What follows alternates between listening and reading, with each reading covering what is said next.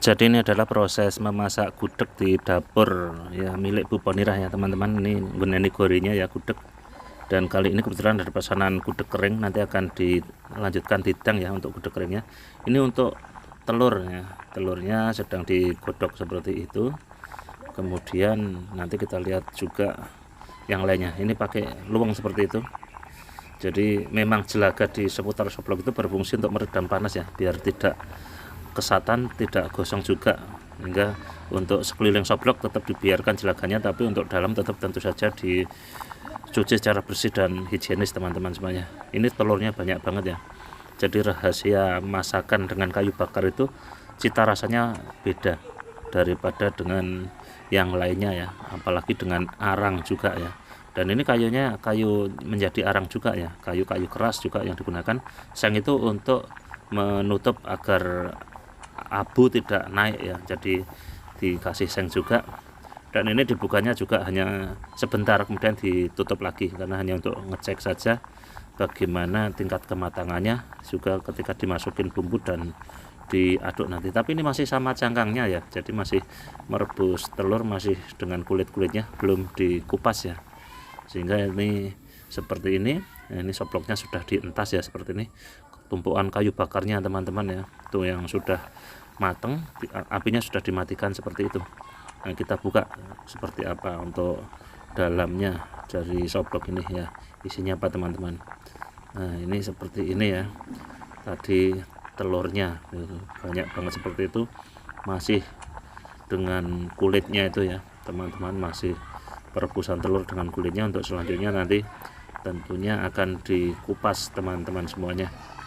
Dan ini ada di Banjeng ya, jadi kalau teman-teman cari gudeg ini seperti ini ya, tertutup kebul atau asap ya teman-teman, seperti ini. Untuk cara pengolahannya ini ada di Banjeng, arah Jalan Kadisoko ya, di Maguwarjo. Kalau cari tempat ini bisa klik ya, nulisnya gini, gudeg Jogja Sri Rezeki Bu Ponirah ya. Ini sobloknya nih yang sudah didang, karena dapat pesanan untuk dibawa ke Australia. Ini gudeg kering, jadi ditiriskan lalu sudah didang seperti ini, nanti jadinya gudeg kering. Nah, kalau gudeg kering itu tahan 2 kali 24 jam teman-teman, tapi kalau gudeg basah itu tentu 12 jam saja sudah harus.